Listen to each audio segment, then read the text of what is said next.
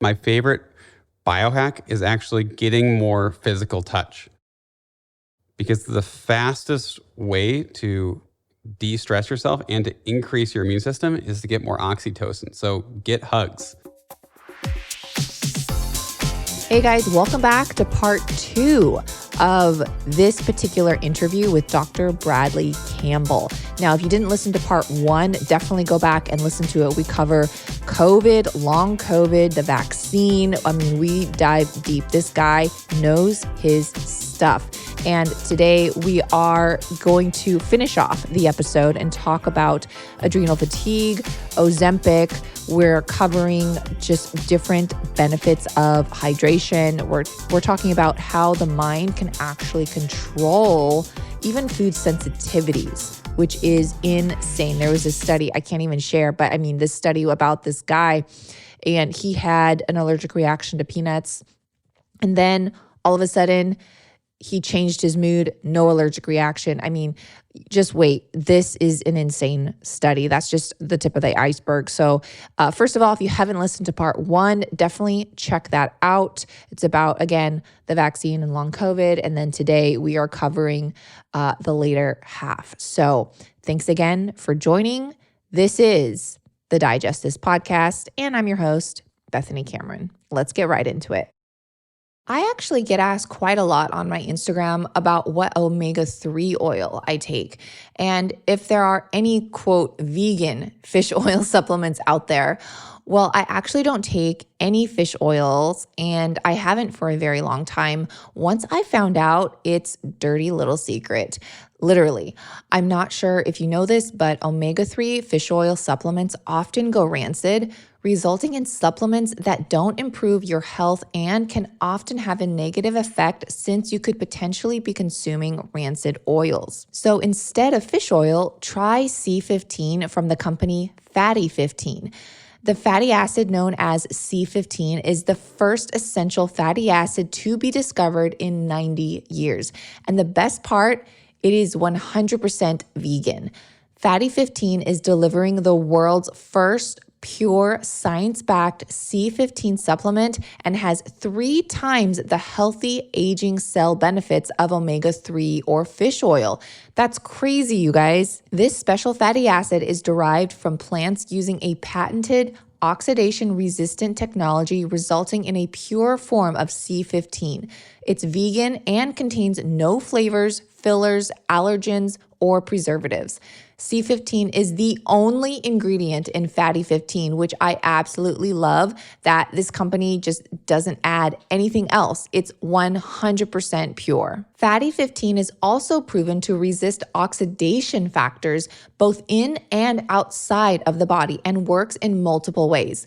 It repairs age-related damage to cells, protects them from future breakdown, plus boosts mitochondria energy output, and it activates pathways in the body that help regulate our sleep, mood, and natural repair mechanisms for healthier aging overall. This functionality leads to a myriad of exciting benefits now and as we age, namely improved metabolic, liver, and heart health, smoother functioning joints, deeper sleep, and healthier hair, skin, and nails.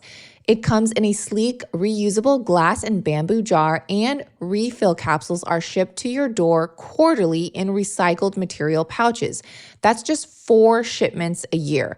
So whether you're vegan, don't like the taste of fish oil, or don't want to ingest rancid oils that are commonly the case with fish oil supplements, try Fatty 15 to help support and restore your long-term health. And who would I be without offering a discount to the Digest This community?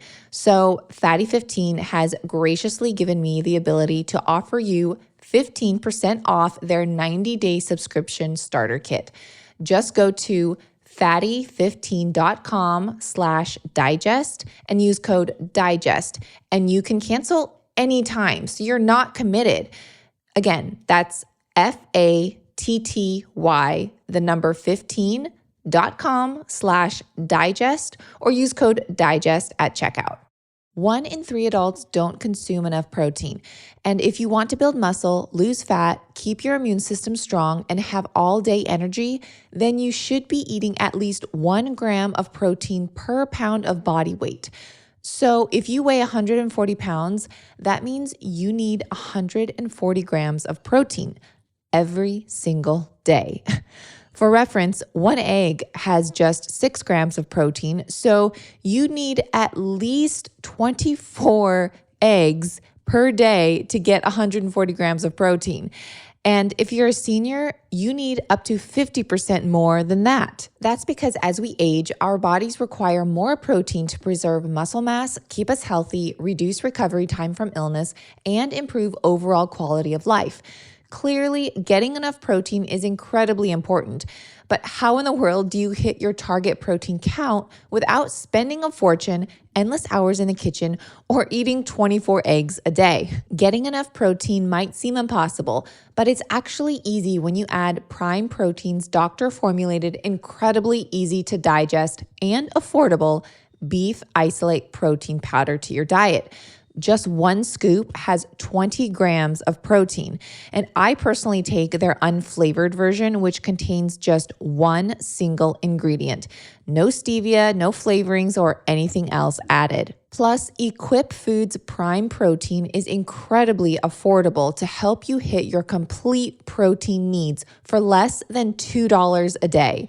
Tell me the last time you bought grass-fed steak for $2. Probably never. Equip Foods prioritizes working with regenerative farms who let their cows graze outside and sources the highest quality grass-fed beef protein they can find.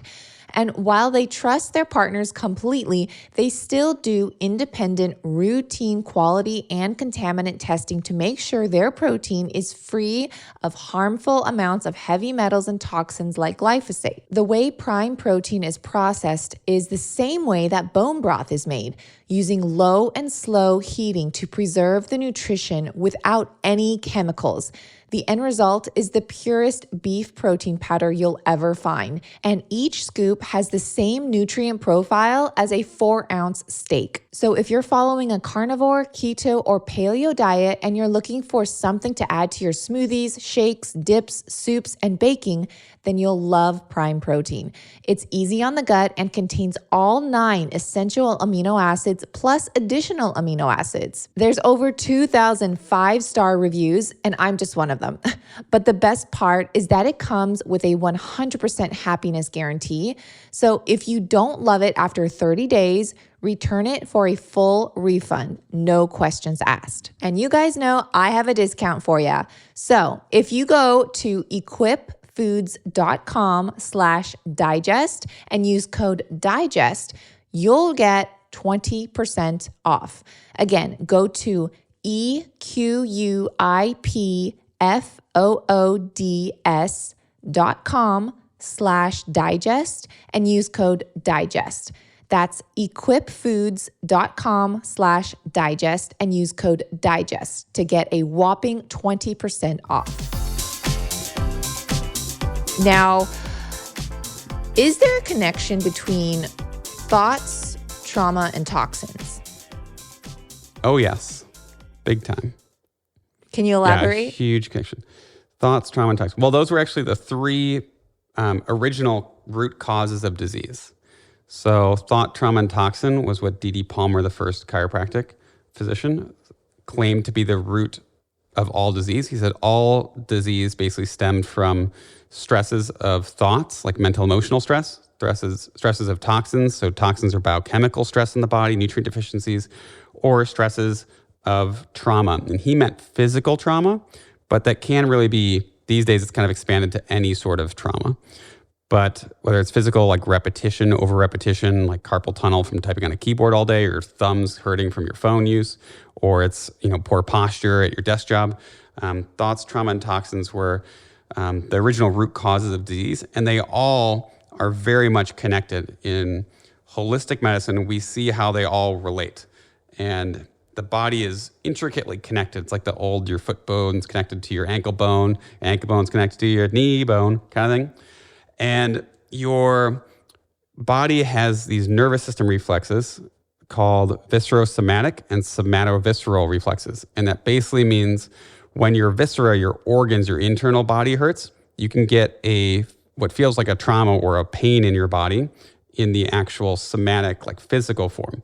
So you can have a stress to the liver from toxins, and you get right shoulder achiness or pain. Or a gallbladder attack typically goes to the right shoulder blade or the right shoulder. If someone typically knows if they have a heart episode, they might get pain into the left jaw, left neck, left arm, down to the pinky finger, because of the same nerve root patterns. So the biochemical stress can impact our physical body, and the physical body, if that's injured, it can also, chicken and the egg, go back and harm the organ itself and affect the biochemistry of the body.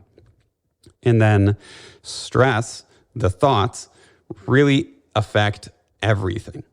My favorite book on this is Biology of Belief by Bruce Lipton, as like a primer for people who are new into this world. Some people get into Louise Hay, like You Can Heal Your Life, for sort of the mind-body connection too. But Bruce Lipton has some good YouTube videos that are him lecturing on the whole book for just a couple hours that are free, which is great for people.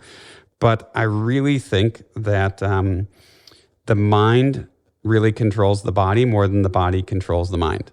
One of my favorite studies is one showing that people's beliefs about food very much impact their allergies and sensitivities. And the study was done on a schizophrenic person with many personalities, like a true schizophrenic who was like, I'm Peter one moment. And then an hour later, they're like, I'm Sally. An hour later, they're like, I'm Bob.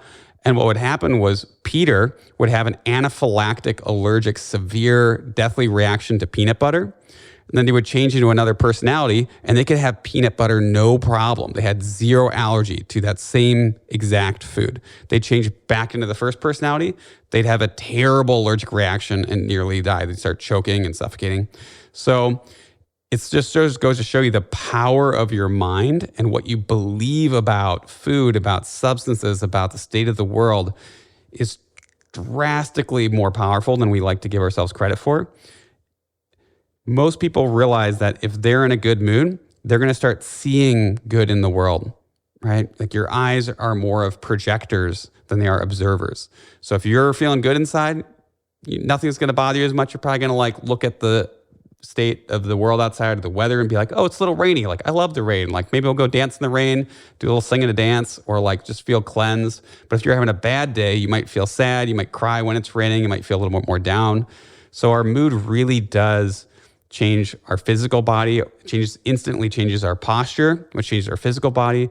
It changes our cortisol, our stress hormones, which drastically plays a role in inflammatory cascades in our body, which can affect chronic health. We know that people with mental health issues tend to be much more at risk for all physical health related issues. They tend not to live as long as well.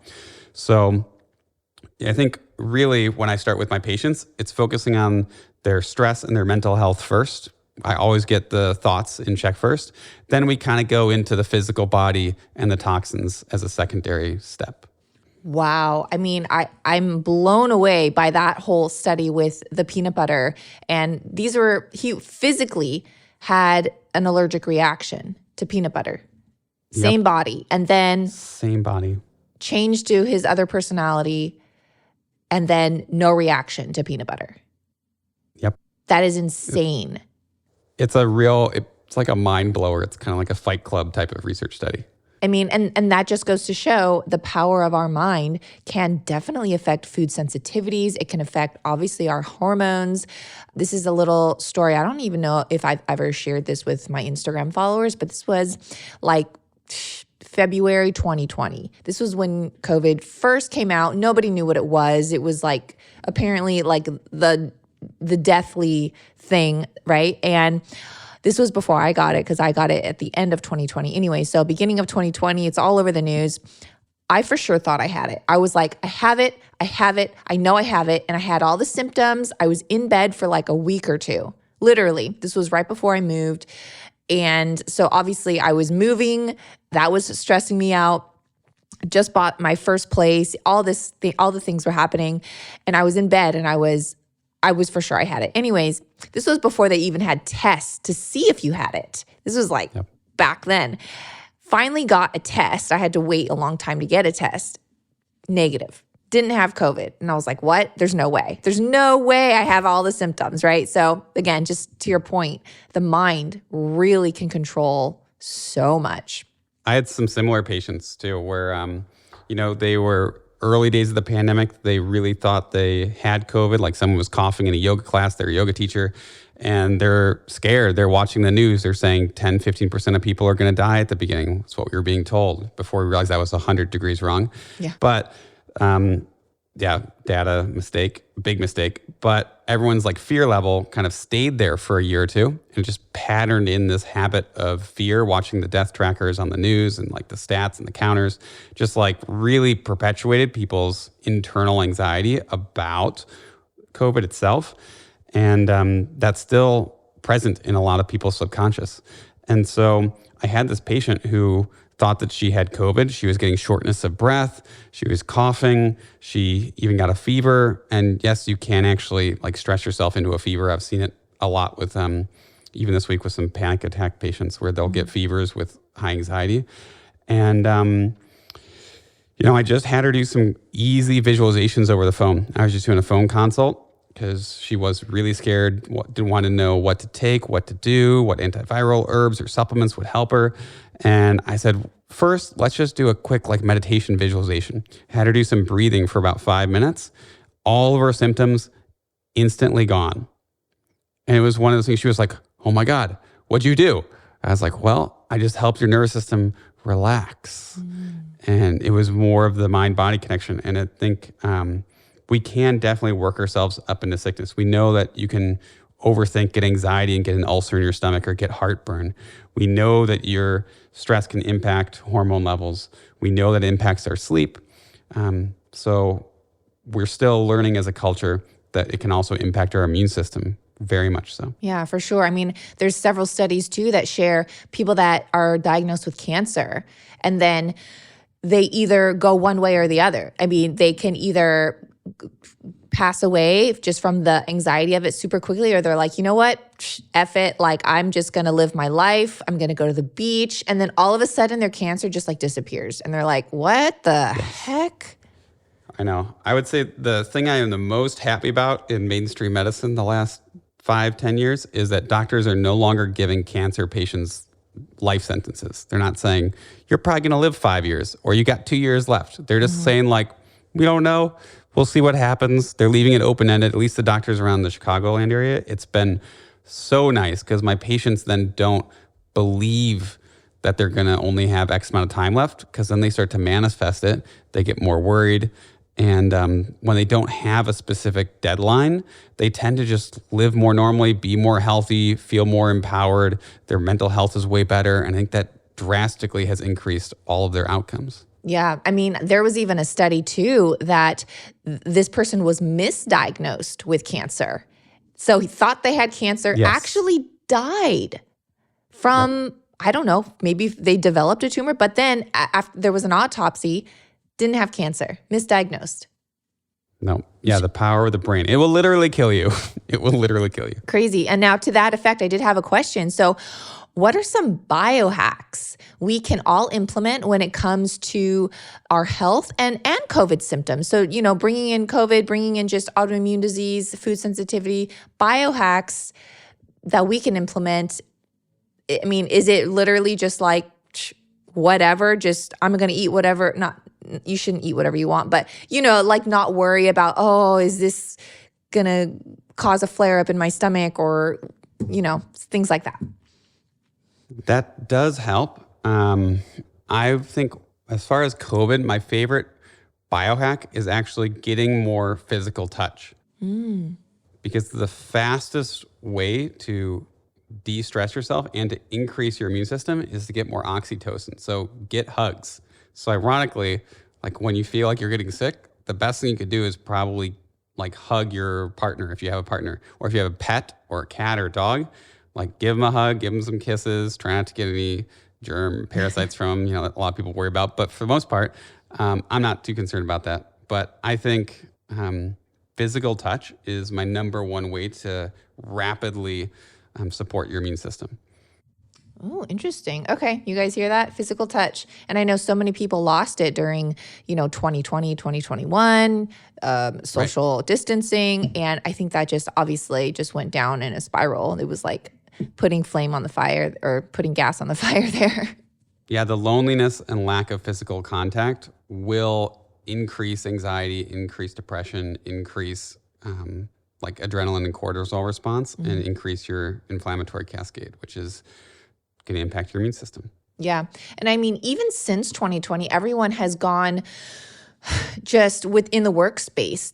Everyone's working from home now, which is sometimes a blessing and a curse. It's really nice to work from home, but also it's more isolating. So in that sense, yeah, I don't have to drive to work every day, but I am in an office secluded doing Zoom calls. Like how good is that for your health? You're not interacting with the people.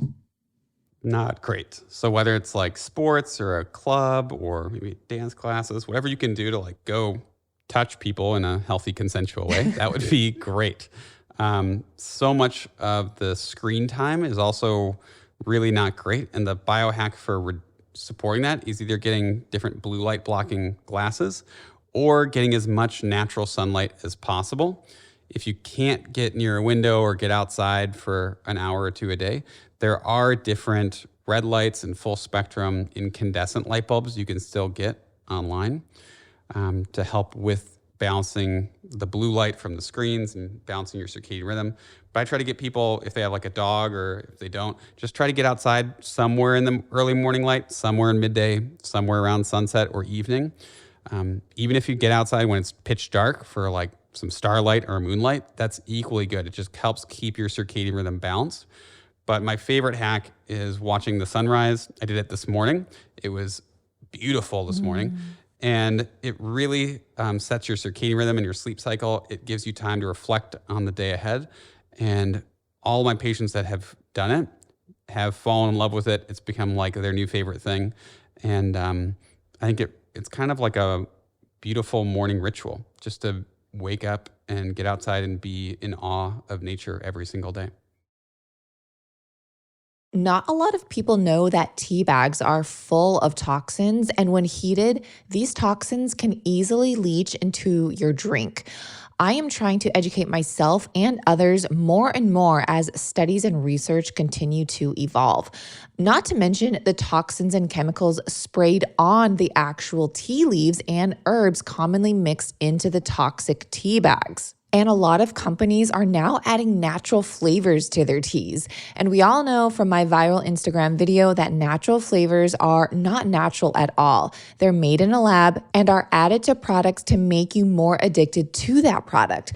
Natural flavors, toxins, and chemicals are hijacking our taste buds and disrupting our endocrine system and gut health. That's why I appreciate Peak Tea. They triple toxin screen all their teas for purity, ensuring no mold, pesticides, heavy metals, or harmful chemicals are in their tea crystals. And yes, even though they're all certified organic, Peak Tea still takes the extra step to screen all their powders. Another thing I love is that their green teas, black teas, and herbal teas are in powder form, so no toxic tea bags are being heated.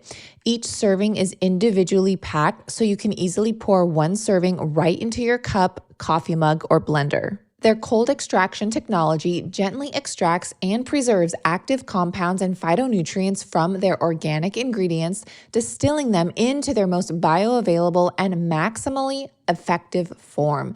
Their patent technology synthesizes the most bioactive isolates from whole food sources to deliver payloads of essential nutrients into your cells for enhanced absorption. And if you're looking for a coffee alternative, Peak Tea has a blend called Chaga Energy Elixir, which is 100% caffeine-free, yet still gives you energy without the jitters and can even provide a calmness at the same time.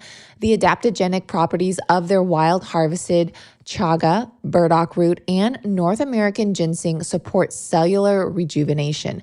And like all their teas, this blend is organic and contains no natural flavors that, like I mentioned, surprisingly, many tea companies are adding to their products now. So Be on the lookout for that, you guys. Another top seller from Peak is their ceremonial grade matcha powder. This one is actually quadruple toxin screened because matcha powder can be so heavily sprayed, and it's a rare find to come across a good quality source free from chemicals. So there's zero preservatives, zero refined sugar or additives, and it contains EGCG, known to help firm and brighten skin, as well as L-theanine, which promotes calmness. And it gets even better, you guys, because Peak Tea offers a free return policy within 30 days. So if you try something and you're not happy with it, just send back what you didn't use for a refund.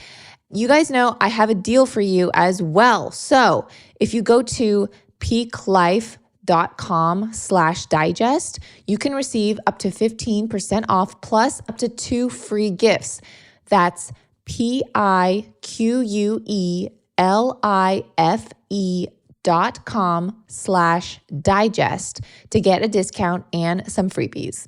All right, you guys have heard me talk about endocrine disruptors many times. Now, these toxins are in the food we eat due to pesticides and packaging, our home food storage containers, our cookware, drinkware, laundry detergent, soaps and shampoos, and yes, even our cosmetics. That's why it's so important to choose a clean skincare. And we all wash our face daily, at least we should, right? And we all use creams and serums.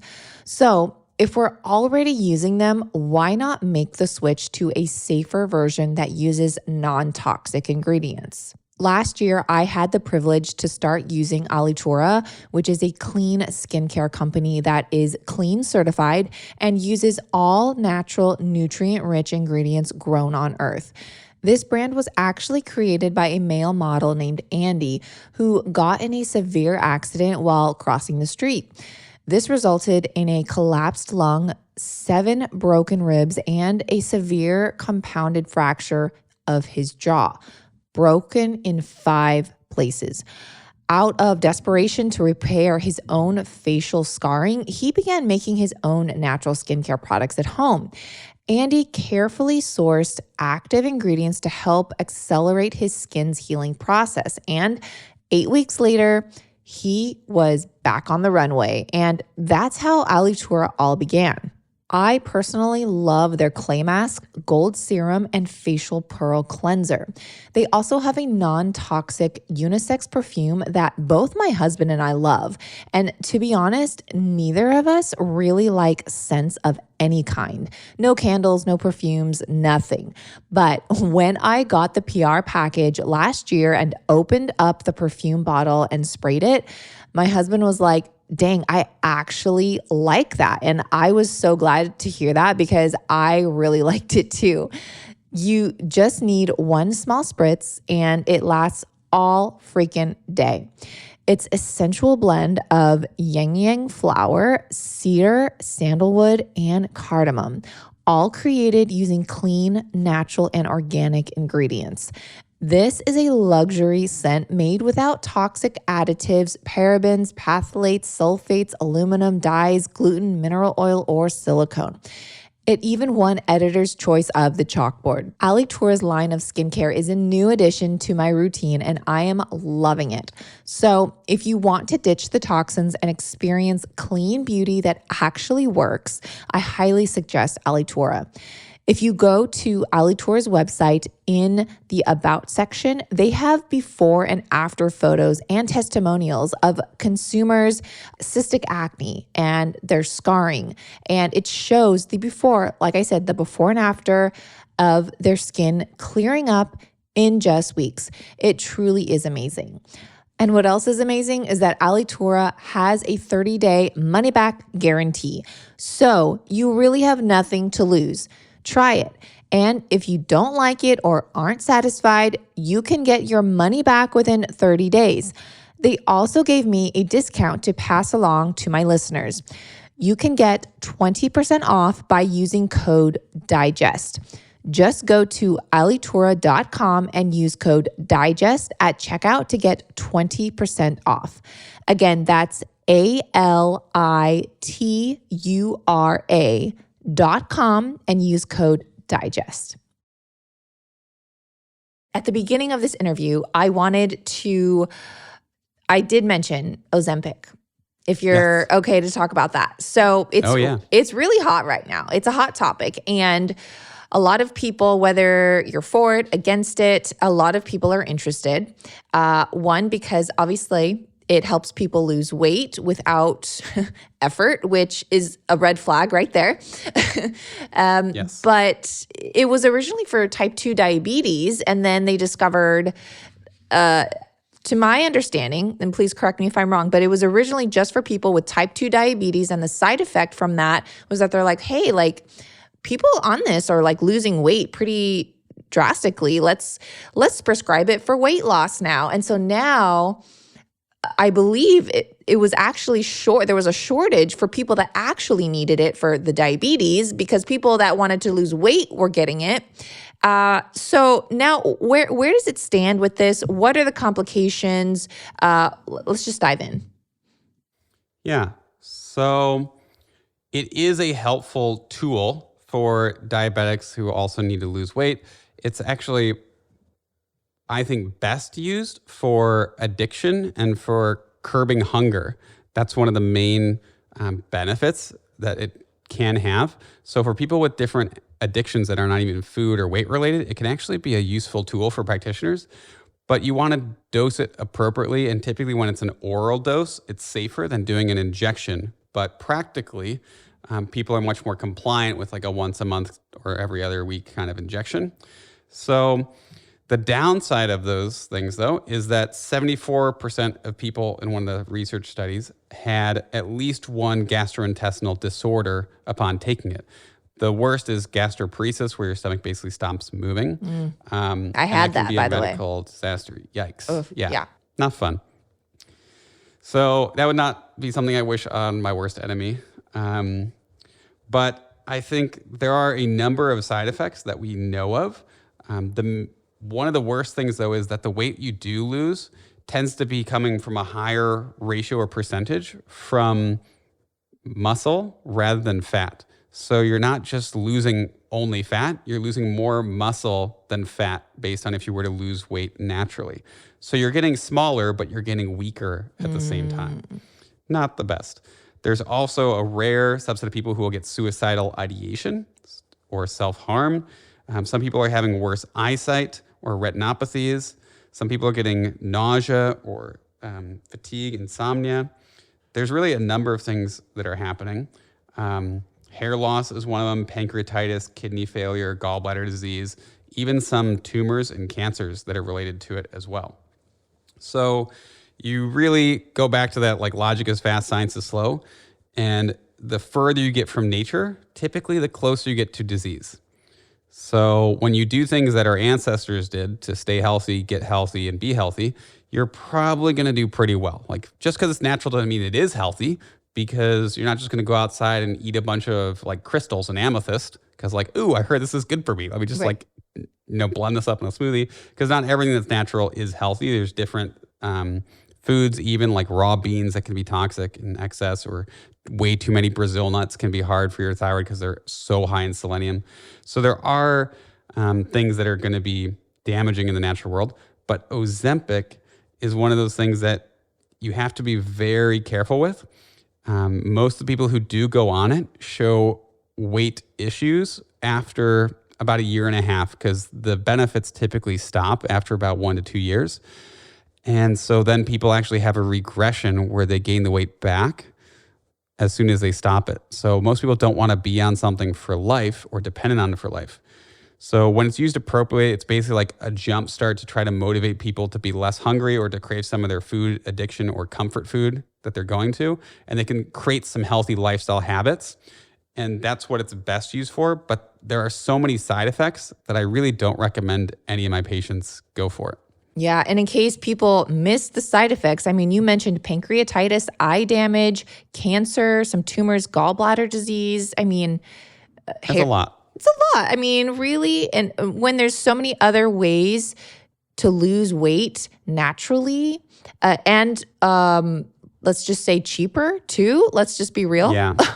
There's even berberine, which also impacts the same peptide in your body, the glucagon-like peptide 1 or GLP-1. Berberine is a much more natural version to help with blood sugar. It doesn't have the same effect for addiction and cravings. It can a little bit, but you can get berberine HCl for $20 to $50 as opposed to Ozempic, where you have to see a doctor, pay for that, then you have to pay for regular appointments and the medication itself. And it gets pretty pricey. So there's much safer ways to go, like berberine, inositol, magnesium to help your glucose and insulin that aren't going to have potentially disastrous or permanent side effects. Yeah, I mean, and who wants to be on a pill for life? Because like you said, once you get off of it, you tend to gain the weight back.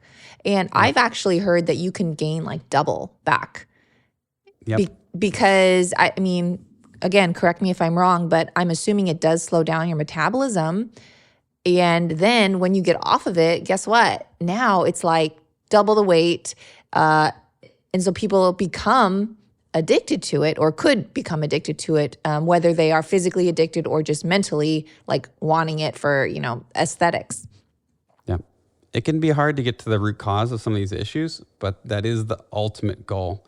Because if you're not getting the root cause and you're just band-aiding the symptom, it's not great in the long run. Like you're going to have to deal with that at some point. Right. Like you can cut off the tip of the iceberg, but the Titanic still might hit it under, even though you don't have symptoms, you might still have some issues to be dealt with that'll pop up later. Right. And I do want to let my listeners know that I am not completely against medication. I think there is a time and place for it. I think it can be very helpful in certain situations.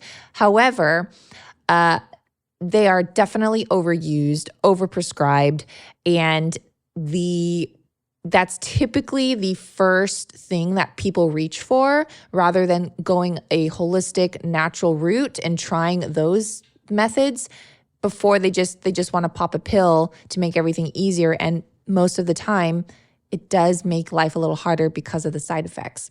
But again, I am grateful for medications. It's out there. It's saved lives. And to that point, I do want to ask regarding addiction with Ozempic. So would that be for people on drugs, alcohol? Yes, pretty much any of them. The one that it's most commonly used for is food, but it can actually help almost any drug addiction as well. Wow, that's so interesting. So yeah, and what you said too really resonates with me. And I always say this too, is like natural does not equal safe, like you said.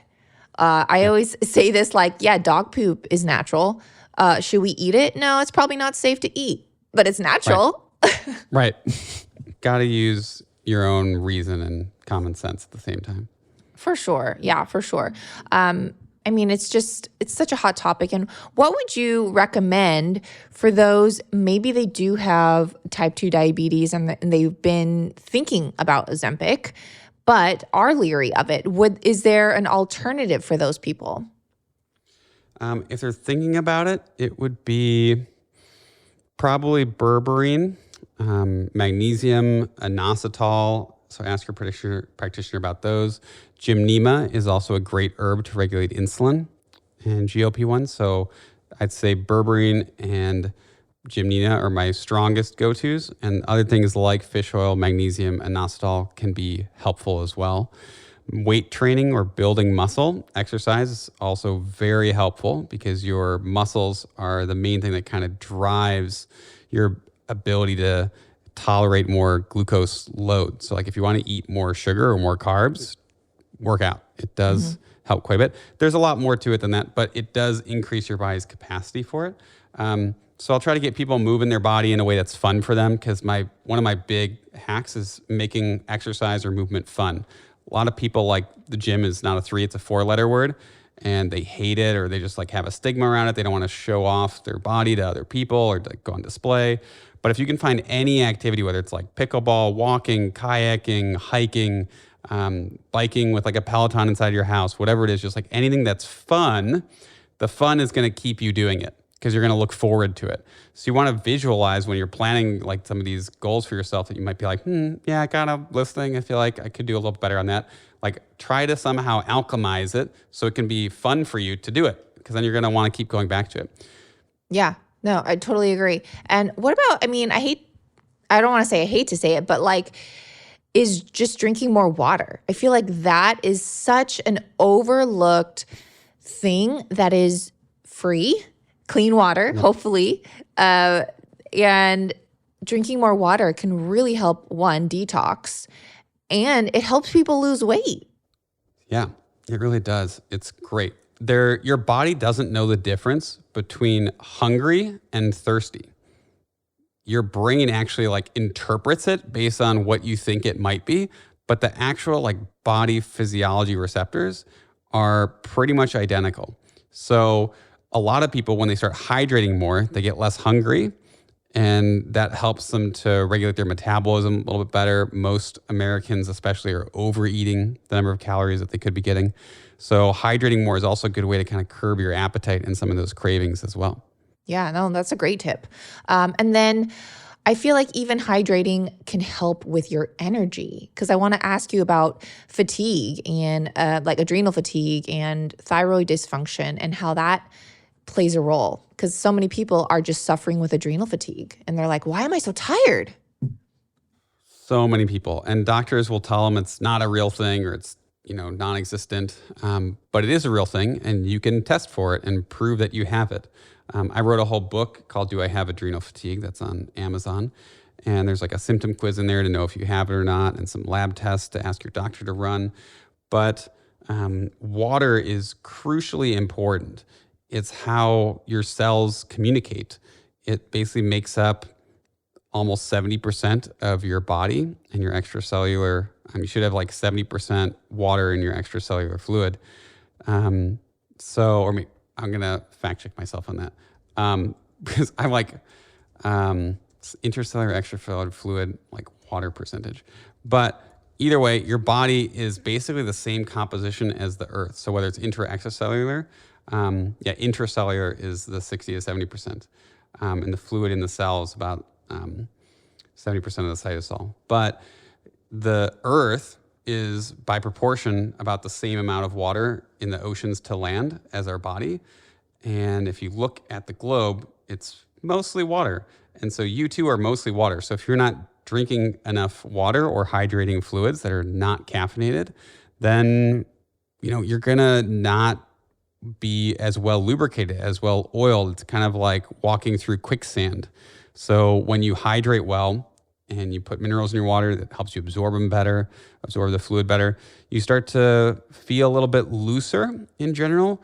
Most people, headaches go away, or they get more mental clarity.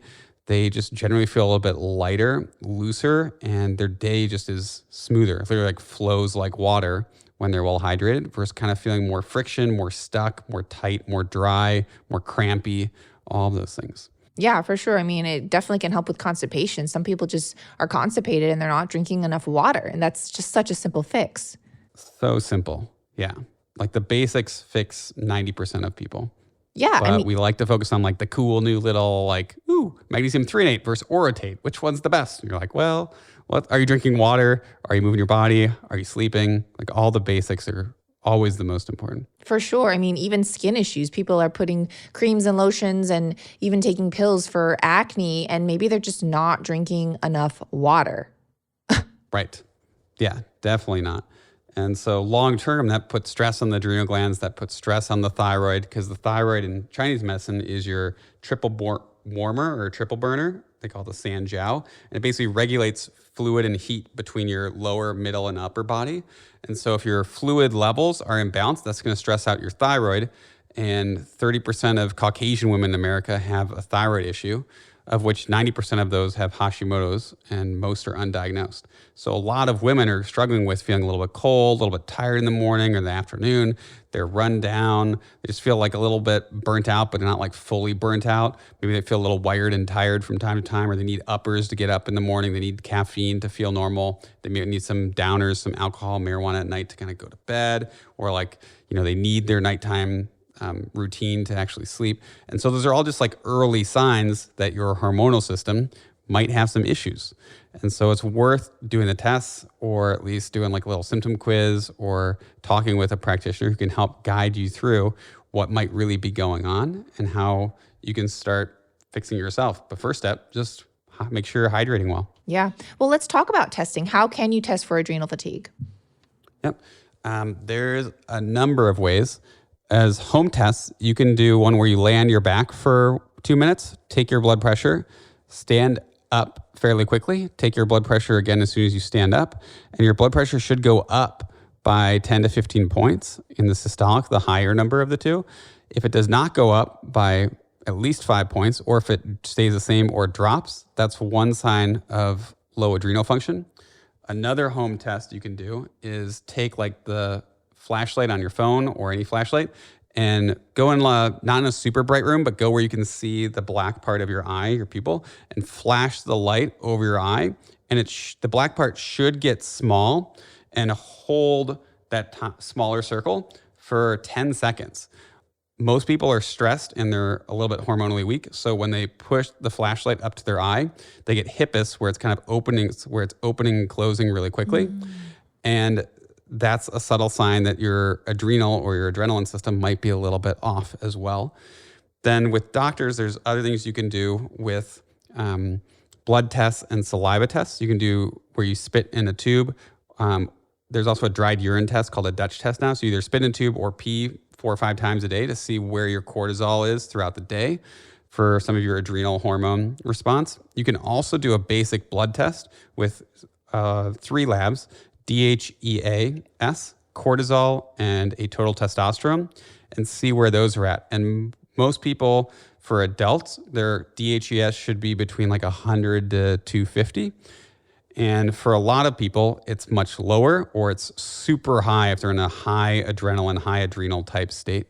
So there's also a full thyroid panel you can get done. Most doctors will only run 1, maybe 2 thyroid markers, but there's actually 7 or more that you want to have checked, which is going to be T3. You have total and free T3, which is 2 tests. You have total T4 and free T4, another 2.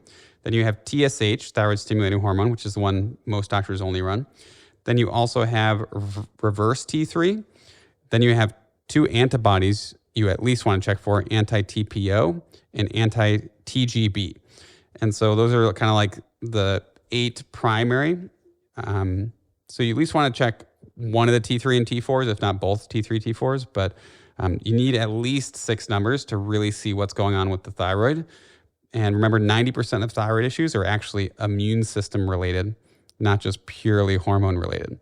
So those antibodies, we mentioned the last 2 tests, are really important to ask your doctor for at least every year to see how your immune system could be impacting your thyroid. Wow. I mean, and I feel like the thyroid is so often overlooked by doctors or even ourselves. We're thinking, yeah, whatever, it's the thyroid. But it's connected to, like you said, so many other things, hormones, your immunity, and obviously your fatigue. And even your gut. So like constipation sometimes is from low thyroid function because it slows down your metabolism. Your thyroid is the primary thing that gives you energy, gets you warm, gets you happy. It's like the regulator. It's basically your regulator. It regulates pretty much your whole metabolism and mood. So if it's off, you're going to be feeling way off. Even if it's a little bit off, you're probably going to feel it. Now, can caffeine affect your thyroid? Unfortunately, yes. I am not a huge fan of daily caffeine. My joke is don't do your drugs every day, do them with a purpose. And I believe that caffeine has utility. It has great purpose for a lot of things. But if you become dependent on it, that is not great because caffeine tends to be a natural adrenaline stimulant. People know if they over consume caffeine, they can't sleep at night. If that's too close to bed, or if they have too much, they might get a little stomach ache, or they might get their heart racing, pumping faster. It's because it is a natural adrenaline stimulant. So that puts stress on your HPA or your adrenal and thyroid and hormonal axis. So if you start to depend on that for energy is when it can start over time depleting those hormonal glands. The Chinese medical practitioners from thousands of years ago used to say that drinking caffeine is taking energy from tomorrow for today. So you might feel better today, but tomorrow, later on, you're going to end up a little bit more depleted, which is why it then creates a dependence. And then people are just going to be profiting off of your caffeine dependence, which is not great for your bank account or really for your health.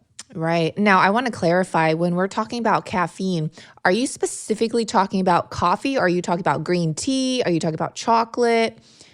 So I'm really talking about all of it.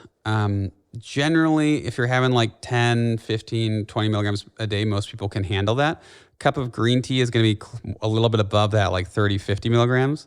So it really depends on the set and setting, like any drug. And caffeine tends to be the most stimulating. It's like throwing gasoline on a fire. Green tea has L-theanine, so it's not quite as incendiary, as explosive for your energy circuits. It's more like putting some newspaper on a fire. Black tea would be somewhere in between, but Starbucks and other brands, they often put tons of caffeine in their drinks because the more they can put in there, the more addicted people will get and the more they'll want to go to Starbucks over some other coffee roaster. So I think being mindful of caffeine is very helpful. I also think if you live in a society or a place or your life and your job are very relaxed, then you can tolerate caffeine a little bit better. Like if your lifestyle is the antidote to adrenaline, if you're super chill all the time, if you're not anxious or high strung, if you sleep like a baby, if you don't really have any health issues, you have like no mental stress, then caffeine is something that you can probably tolerate. A lot of people in European cultures have a little more espresso at nighttime and they go to bed pretty well. That's partially because they're getting more light. They're not overworking. They don't have as much of like a hustle, stress culture. Their mental health is better. So I think if you are really healthy and your nervous system is very calm, then you can tolerate more caffeine than the average person. But most of my patients are wired, tired, burnt out, stressed, dealing with multiple chronic health conditions. And the average American is on 4 to 7 prescription medications at a time. That's insane. That was actually a question I was going to ask you because me personally, regarding caffeine at night, I can drink a cup of coffee at 8 p.m. and then go to bed at 10 or 9 even. Like it does not affect me at all. And I was like, okay, is it because it's either a good or bad thing? Is it because I'm just like a cool, calm person? Or is it because that I've consumed so much caffeine that it doesn't affect me anymore? So it can actually be both. It can be like you've built up a tolerance to it, which is a possibility. But it can, so sometimes when people do cut it out and they have it again, it impacts them more, which can be a good thing or a bad thing depending on how you want to use caffeine. But you can have a dependence. You could also be genetically a really fast metabolizer of caffeine. So you just detox it much faster than an average person would. Yeah. And that's what I was alluding to because my husband, he will have like a sip of caffeine of my coffee and he'll be wired all day. And yep. I'll drink a cup and then I'll just like be fine. So it could be just your genetics. Definitely. It really does impact people quite differently. Wow. The main thing I think is like being mindful about it. And if you are consuming a lot of it and you feel like you depend on it or you need it, then that might be a sign of going to a little bit more moderation. And usually if you do want to wean off, going to half caffeine is a much easier step because even just like halving the coffee beans or doing some sort of half calf tends to be less addictive to the brain. So it's easier to then be in full control of your caffeine dosage for the day. Yeah, interesting. Really good tip. Dr. Bradley Campbell, I could literally talk to you for 2 more hours. But for time's sake, we're going to end it here. I mean, we talked about Ozempic. We talked about thyroid dysfunction. Obviously, we talked about COVID and the vaccine and all that stuff. And for my listeners today, first of all, I want you to share your books. Where can they find you on social media, your platform, so that they can do more research themselves and get connected with you? Yeah, they can go to drbradleycampbell.com. It's Campbell like the soup, Campbell. That has some links to Instagram, YouTube. I'm on Spotify and YouTube. We also have the Authentic Healing podcast. Got a couple episodes up there that we're still building out more this year. But the book is called Do I Have Adrenal Fatigue on Amazon. So you can get that there. Also have an online membership I started a few years ago that's on my website. And it's between $40 to $100 a month, and people can hop on live weekly Zoom calls and ask me questions. There's thousands of videos in there to learn from, just for general health knowledge as well. I don't get as much into food like you do, but more in like the internal health, mental health. We have a stress program coming out next week on how to help people recognize their subconscious stress and then release it on their own without a therapist or a practitioner, which I'm really excited for. Wow. That's amazing. Well, thank you so much for sharing all that. And thank you for all the work that you have done, you do, are going to do. And speaking of are going to do, I would love a follow-up on this water test that you mentioned previously of the different filters. That is super interesting. Yeah, for sure. I'd love to follow up on that. I can't wait. Feels like I'm back as like a little kid, like in sports or some kind of like, I don't even know. I'm just really, really excited. I can't even talk about it.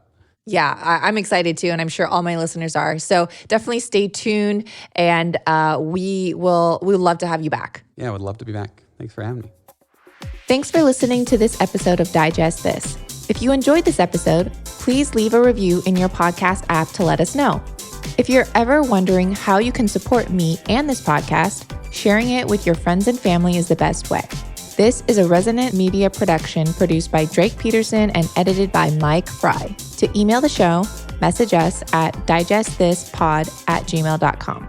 See you next time. The content of this show is for educational and informational purposes only.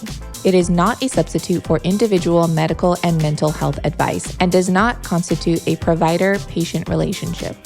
As always, talk to your doctor or health team first.